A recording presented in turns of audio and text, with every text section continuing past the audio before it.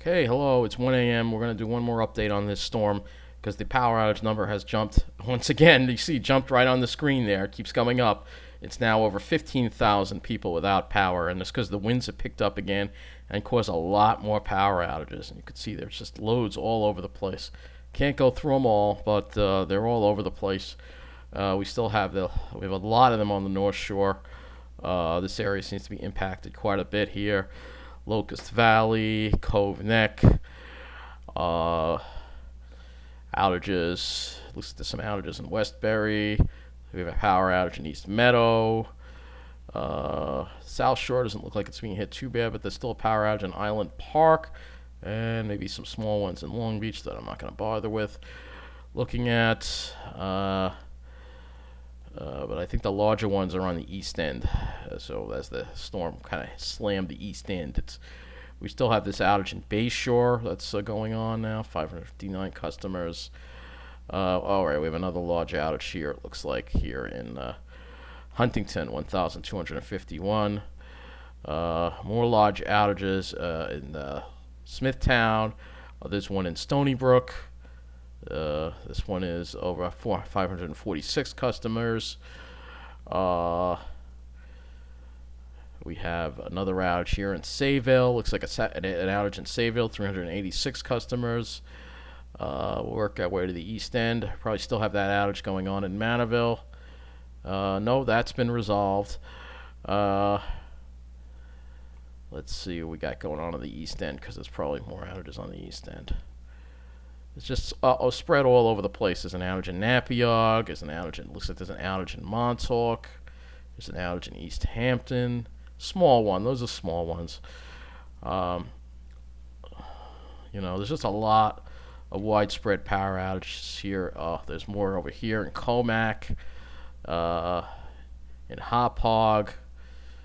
We'll actually go and we'll just look at the outages by area. So Nassau, we have 4,791. It's Suffolk that's really getting hit hard. We'll first look at the hardest hit areas of Nassau. Hempstead Town is the highest, followed by North Hempstead. Well, actually, no. Hempstead, then Oyster Bay, then North Hempstead. But it's Suffolk County that's really getting hit hard. And Suffolk County, it looks like Huntington, Islip, Smithtown are getting impacted heavily by power outages as well. Looking at the radar, the rain's out of here, but you can see just really intensifying system there that's going on. So we're going to just look at some observations now. Rain is nothing we're going to have to worry about anymore, but we have a high wind warning that is now, all right, we have a high wind warning that has now been issued until 6 p.m. this evening. So high wind warning, west winds 20 to 30 miles an hour with winds gusting up to 65 miles an hour. So power outages, can be expected. Train problems can be expected. Let's look at the observation for Farmingdale. Northwest wind to 25, gusting to 41. Looking at it on Ventusky, you could see that circulation and the strong winds. Look at that. Those really strong winds there. Wind gusts, you can see, look at this is what we're dealing with here. We're in this belt of really high winds here. 51, 61. It looks like it drops off to the west, but this is the center right here. It's deepening. So it looks like the center is right over Bridgeport. Speaking of Bridgeport, let me get an observation out of there. Wait, what was the barometer at? 29.15 inches. That is 987 millibars. So it is starting to rise as we're getting on the backside. But Bridgeport is in this. Looks like the center is right over there. So 29.04 inches. That is 983 millibars. Very low, very strong system. No problems on the railroad. Wonder map. That was the other thing. Let's look at Gilgo again. We have Fire Island Lighthouse this time. A northwest wind, gusts of 43. That's the one I thought that was Gilgo, but I'd like to get Gilgo on here. West Gilgo Beach, northwest gust of 40.